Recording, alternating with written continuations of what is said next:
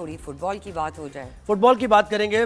पूरी दुनिया में फुटबॉल को जिस तरह देखा जाता है और लोग फैन हैं, पाकिस्तान में भी फुटबॉल के अगर आप देखें ना, यानी बात करें यंगस्टर्स से, बच्चों से, तो बहुत ज्यादा फॉलो करते हैं फुटबॉल को। और टैलेंट कितना है, बिल्कुल। लियारी आप हमारा देख लें तो ब्राजीलियन स्टाइल ऑफ आपको नजर आता है वहां पर, लेकिन उनके शूज उनके पास नहीं है, किट नहीं है उनके पास, नहीं उसके बावजूद स्किल्स उनकी बेहतरीन है। लेकिन अनफॉर्चुनेट बात यह है कि पाकिस्तान में जो फेडरेशन है, फुटबॉल फेडरेशन, वो पता नहीं क्या कर रही है और वो क्यों टैलेंट को वेस्ट कर रही है। फीफा ने पाकिस्तान फुटबॉल फेडरेशन की रुकनियत मुअत्तल कर दिया है और आइन की पासदारी ना करने पर यह पाकिस्तान की रुकनियत मुअत्तल की गई है। पाकिस्तान फुटबॉल फेडरेशन जब तक फीफा और एशियन फुटबॉल फेडरेशन की तजावीज़ के मुताबिक अपने आइन में तरमीम नहीं करती, तब तक रुकनियत पाकिस्तान की मुअत्तल रहेगी।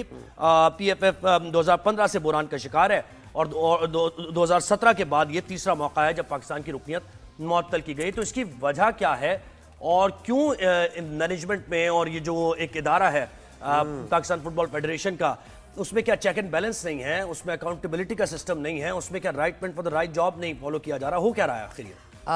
बड़ी मुश्किलात हैं और ये तीसरी दफा होना ऑन अ वर्ल्ड लेवल, ये बड़ी मतलब अच्छी बात नहीं है। और जबकि आप फीफा की तरजीहात देखेंगे, फीफा तो चाहता है यानी ऐसे मुमालिक करना, ऐसा ही है क्योंकि वो टैलेंट को देखते हैं और बहुत सी जगहों पे तो टैलेंट हंट करके वो बाहर क्लब्स के लिए लेकर भी गए पाकिस्तान। और आप ये सोचें कि जितना टैलेंट पाकिस्तान में है फुटबॉल का, जैसे आपने लियारी की टीम का कहा, वैसे कितनी और टीम्स हैं और उनका future is at stake because the structure is not in. बिल्कुल ऐसा ही है ना, क्लब फुटबॉल भी पाकिस्तान में उस तरह नहीं होती है, उसकी सरपरस्ती पाकिस्तान फुटबॉल फेडरेशन नहीं कर रही है। हमने कोई ये जो लीग होती है, जैसे क्रिकेट में IPL है, PSL है, इस तरह की लीग्स होती हैं, तो वो भी कोई बड़े पैमाने पर हम नहीं देखते। हालांकि चले कोई ऐसा खेल हो ना सरबत के जिसकी पॉपुलैरिटी नहीं है, यानी लोगों में नहीं देखा जाता, वो लोग उसको पसंद नहीं करते। जैसे अभी नया आया है पैडल टेनिस। हाँ, अब वो पैडल टेनिस को कोई देखता नहीं है, तो आप क्यों इन्वेस्ट करेंगे, क्यों प्राइवेट सेक्टर उसमें आके इन्वेस्ट करेगा? फुटबॉल तो ऑलरेडी इतना बिल्कुल ऐसा ही है। फिर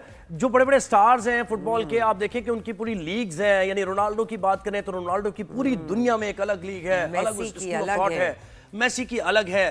फिर इंग्लिश प्रीमियर लीग को कितना फॉलो किया जाता है, फिर उसके बाद ला लीगा जो है उसको कितना फॉलो किया जाए, बार्सिलोना और ये कितने क्लब्स आप, यानी लो जबान ज़दे आम है बच्चों के। बिल्कुल। और बच्चे जो फॉलो करते हैं, आज बच्चे जो स्कूल में हैं वो सब फुटबॉल के फैंस हैं।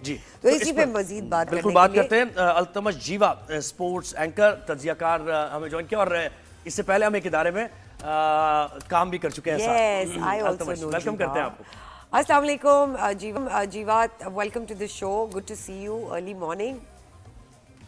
वालेकुम सलाम Sarwat, thank you for having me. वालेकुम सलाम Zoeb, good to see you again as well. अच्छा, सलाम हमारी जो कॉमन फ्रेंड है सरवत, जो सब PCR में बांग्लादेशी मैनेज करती हो, she is also there of course.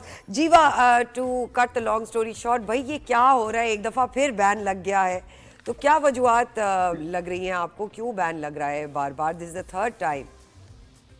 Yes absolutely.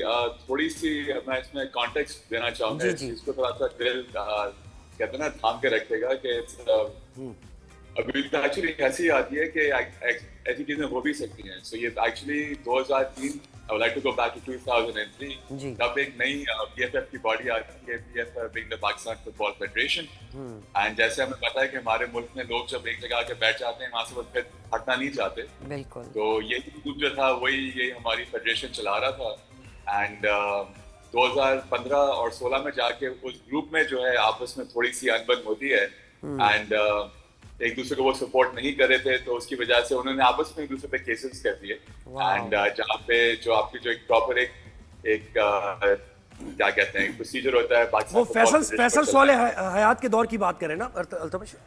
जी जी बिल्कुल, I didn't want to take the name. नहीं हाँ, है ज़ाहिर है ऐसा ही। इतना ट्रॉमा हो चुका है इन नामों के साथ, क्योंकि मैं खुद एक फुटबॉल फैन हूँ, मुझे बड़ा अफसोस होता है देख के कि क्या हाल है। बिल्कुल। ये जो फेडरेशन थी उन्होंने आपस में केसेस किए एक दूसरे के ऊपर। जब ये सब शुरू हुआ तो फीफा ने आके कहा कि हम आप पे बैन लगा रहे हैं, get your house in order. जब आप अपना हाउस इन ऑर्डर ठीक कर लेंगे तो हम आप पे ये बैन हटा देंगे। तो उन्होंने थोड़ा सा अकल के कहते हैं ना होश के नाखून उन्होंने खाए, और उसके बाद उन्होंने ये अपना हाउस ऑर्डर किया और फीफा ने आके हम पे बैन उठा दिया।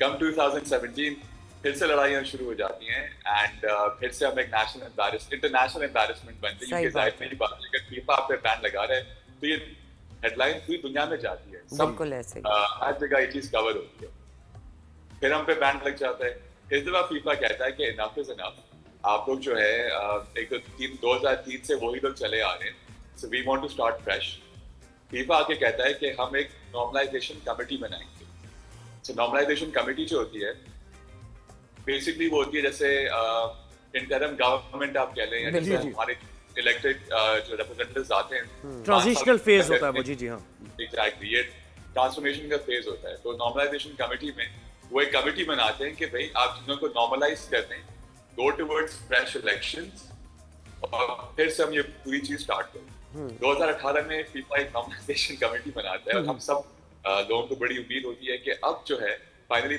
नए लोग आएंगे नए सिरे से काम शुरू होगा और चीजें अब बेहतरी की तरफ जाएंगी क्योंकि जिस तरह से आप दोनों ने अपने इंट्रो में कहा तो किस तरह से पाकिस्तान के अंदर ग्रास रूट में कितना फुटबॉल का रुझान जो है वो बढ़ चुका है राइट बट ये जो कर्ज लगा हुआ है हमारी फुटबॉल के ऊपर ये जो नॉर्मलाइजेशन कमेटी है 2 साल में वो भी आपस में लड़ पड़ी and FIFA again had to intervene and they like हम आप पे फिर बैन लगा रहे हैं get your house in order and आप जैसे वो करेंगे हम आप पे बैन हटा देंगे अच्छा उसमें एक बड़ी दिलचस्प चीज साइड पे एक और होती है कि बाय दिस टाइम क्योंकि इतना एक हाइप बन चुकी होती है फुटबॉल के अंदर कि the government intervened and the honorable Supreme Court also said कि हम elections करवाएंगे और हमारे जो election का process होगा वो बिल्कुल free and fair होगा क्योंकि we are the honorable Supreme Court and उन्होंने एक body बना दी अब होता ये है कि जितने भी आपकी international sports federations हैं वो